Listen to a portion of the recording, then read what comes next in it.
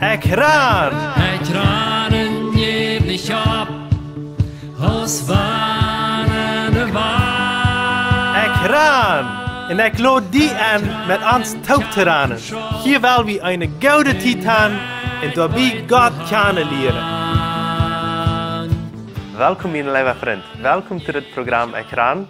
Dankzij dat u vandaag ware eingeschaltet hast en daarbij bent. Met jullie als Eduard Giesbrecht en ook Heidi. Dankzij dat u hier bent. Welkom in het programma. Dankeschön für die Einladung. Du warst schon nicht mehr im Programm, du warst nicht so? All sehr lang halt nicht abgeschnackt oder graviert oder was immer. Ja, für die, die dort nicht weiter, wir sind durch eine ziemlich schwere Zeit gegangen. Heidi hat einen Vater begraben müssen, aber wir mussten meinen Schwiegerpaar begraben. Und da wenn es wieder, dass Heidi ein Stück nicht im Programm wird. Ich habe mir wohl sehr gebannt. Hier dabei zu sein. Ja, wir gehen einfach wieder mit dem Programm und freuen uns für all die, die uns hier am YouTube checken. Das immer waren sehen für uns hier zu sein und wir hoffen, wir sind auch für Jünd ein Sehen, für was immer wir tun. Und von daher wollen wir reden über die politische Sünden. Ja. David hat mal ein Lied gesungen auf einem von diesen Programmen, das heißt politische Sünden. Und für uns redet Leute ziemlich stark. Und wir wollen von der Wahrheit über einen David reden, aber den kenne ich David. Oh, okay. So, was ist die Geschichte, was du über gedacht hast? Ja, alle die uns zuhören, alle die uns sein. Je kennen die Bibel abschließen in 2. Samuel, das Kapitel 12. Da ist eine Geschichte, wo die kenne ich, David hat jemanden gejagt. Und dort ist Nathan. Der wird von Gott geschickt, nur dem kenne ich David. Und Nathan kommt dahin und sagt, weißt du, ich will dir mal eine Geschichte vertellen. Da wären mal 2 Männer, ein Recker und ein Oma. Und der Recker hat sehr viel Vieh, ein Schwein, ein Osse oder Tee, ein Schub. Und dann war auch noch ein Oma. Und der hat bloß ein Schubtje. Und dort war Part von seiner Familie. Dort war er so gut, dort er sogar aus seinen Schieven trank, aus seinem Köffel. Und der Recker, der kriegt mal Jast, der kriegt mal einen Gast. Und er war so jitzig, dass er ging nach dem Armen und nahm seinen Schub und muck dort rein für das Gast, für das Unkast. Und David sagt, dort kann aber nicht, so was dort darf nicht passieren. Wieso nimmt der Recker dem Armen dort Schub, dort einzige Schub war ich und darf nicht von dort, was er hat. Und wenn es so jitzig ist, soll er eigentlich viermal das Trägt holen, was er dem Armen getan hat. Und dann sagt Nathan zu David, weißt du bist auch so ein Monestalt. Du hast auch jemand was wahrgenommen. Und David hat einen Tag, wie er von seinem Mittagsschlaf abgeweicht, von seiner Siesta, das ist wie das hier in Bolivien sei. Und er ist boven auf seinem Palast, und er schaut raus. Und er sieht eine sehr feine Frau. Und er bot sich, das nackt, und er wünscht, er könnte die Frau haben. Und er lädt sie an. Und sie sind taub und die Frau wird auch schwanger von dem König David. Aber diese Frau hat einen Mann und dort war Urias. Und als David dort antwortet, wer der Mann ist, dann macht er einen großen Plan, damit das Mann sterben wird. Sie tun dem ganz fair im Schrich. Und David und Joab machen einen Plan, damit sie Urias tot machen. Und was passiert, das stirbt wirklich. Im Schrich wird er aus Verster Hand gestellt und die machen ihn tot. Damit David die Frau haben kann. So, mit dieser Frau lebt er nun und er hat alles politisch getan. Er hat diesen Plan ausgearbeitet, damit er diese Frau kann haben. Und was passiert? Gott ist nicht zufrieden mit David. Und darum schickt er Nathan dahin, damit Nathan mit ihm reden soll. Ja, und dann wird das Kind geboren von dieser Schwangerschaft. Und dort wird sehr krank. Und der König David, der war in so einer großen Not. Er rannt nach dem Tempel und er schleppt eine ganze Weg auf den Flur En hij deed ook niets eten. En hij wenscht zich dat dat kleine kind zal leven blijven. En hij deed zeer slecht, ook zijn dieners, met den zeer slecht omgaan. En wat passiert? Dat die kleine jong die starf. Dat kleine baby van een week. En de Bibel zegt, zijn dieners hadden sogar Angst, om dat te zeggen, dat hij werkelijk gestorven was. En nadem, dat de König David zijn gezicht waschen, zijn haar charmen, hij deed zich omtrekken en dan ging hij God loven, ook wanneer dat baby gestorven was. En dan bestelde hij zich eten aan zijn dieners en hij uit alles op wat ze aanbrachten. En zijn vrouw, die hield en die moest hij troosten. En nadem wordt zij vader zwanger en dan wordt aan de tweede zoon geboren en dat was Salomo. En zo is de geschichte van de König David.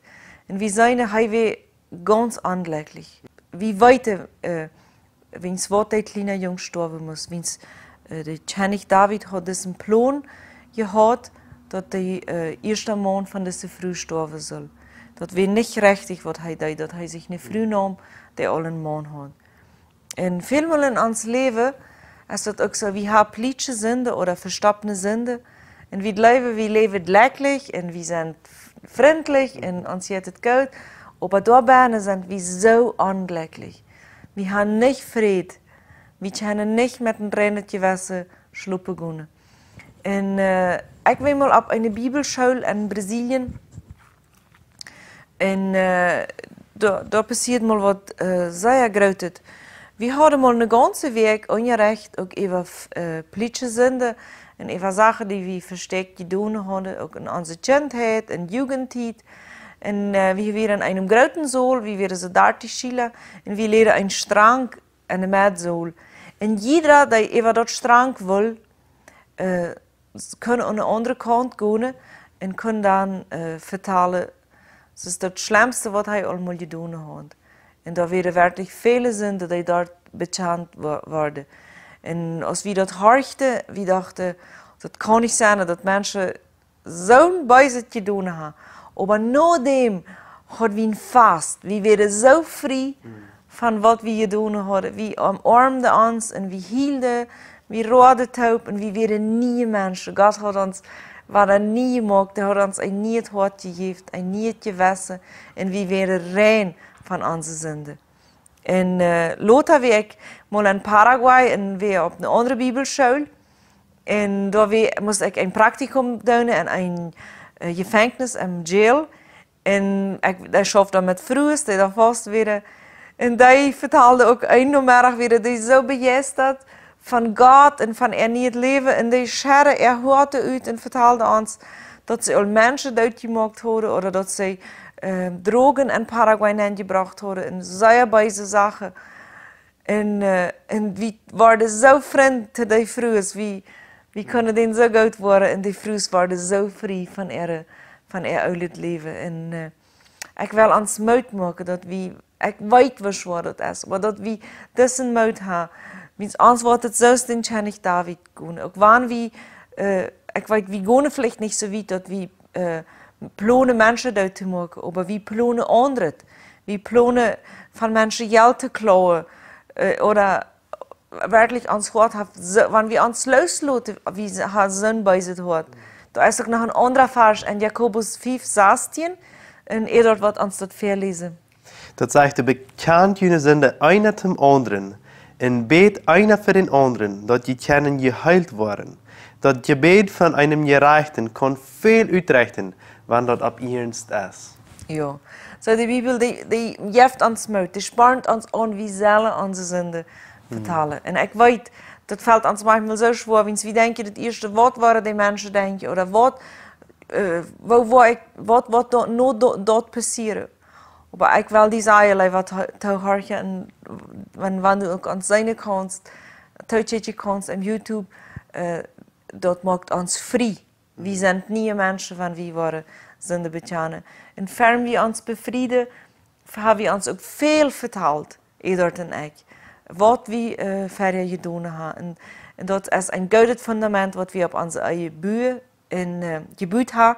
En we versuchen immer waren ons de Sache so zu sagen, weil die wirklich sind. Dat erst nicht bloß, wenn du die befreit hast, dass du nicht mehr Sünde hast. So, ich will uns allen Mut machen, dass wir unsere Sünde bekennen, für andere Menschen, für Menschen, die abwohnen, wie vertrauen, dass Jesus uns wirklich frei machen kann. Wenn wir das aussprechen wollen, dann waren wir freie Menschen geworden. Und wir waren Frieden in uns Wort haben. Das haben wir nur nicht schaffen. Das passiert bloß durch Jesus. Ja, ich stehe ganz mit dir an, Heidi. Das ist eine sehr interessante Geschichte. Ihr schön, was du alles erlebt hast. Wo Menschen gebunden sind, eine politische Sünde, oder geheime Sünde, was im Dunkeln passiert. Und vielmal glauben wir können weich mit das kommen. Und oh, das wird nicht passieren. Aber es ist, Heidi sagt, alles, Gott sagt alles. Und hij will uns wirklich vermerken. Ich hier diese Weg ein Leid in Englisch, und das zeigt, dass die Kette, wat ons aanbrengen. En veel zijn deze zinden als keren. Die heeft Jezus al alle vrijgemaakt. Door dat kracht van Jezus in bloed. En mij maakt dat leid zeer moed. Wens alle hebben donkere zaken in ons leven, wat du niet zullen zijn. En we kunnen aber vrij van deze zaken worden. Kom naar Jezus en hij maakt die ganz vrij. So nu zum Schluss, weil wir das Leid hier politische Senden von David Teifs hat erstmal einmal auf diesem Programm abgenommen. So, United Leute und denkt nur, was das sagt. Gott sehen und bis das nächste Mal. Ciao, ciao. Ciao, ciao.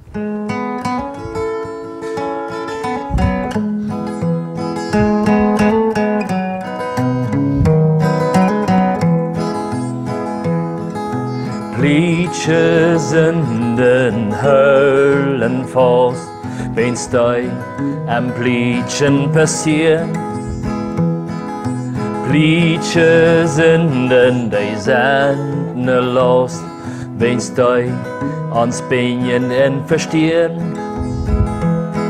Das bringt den Mensch nur meinen Verzweiflung. Das bringt den Mensch zum Glauben, du hast nicht sich, du hast sich an dem Hahn. Lot ihn Licht an ihn an, dann wird alles openbar und du warst frei von deiner Sünde. Politische Sünden, wat die vasthält, die Tränen, die von Gott. Politische Sünden, du bist versklavt, die waren die Tod in Gott. En Gott ist dort am Stich, er kann dort nicht vertrauen, er bringt alles zum Licht. Wenn's hei dort Gold meint mit dir, du hast sich an dem Hahn, lot sie Licht an ihn an, dann wird alles openbar und du warst frei von deiner Sünde. Politische Sünden sind nicht mehr Pflicht, wenn du die wem vertröst. Politische Sünden, die bleiben weich, wenn du nicht glaubst, du kannst allein. Du warst am Licht an Wohnen, wenn's nur ständig ist da. Du warst dann so erfroren, wenn's nu bist du frei. Du hast dich an dem Hahn, Halleluja, bloß an dem Hahn.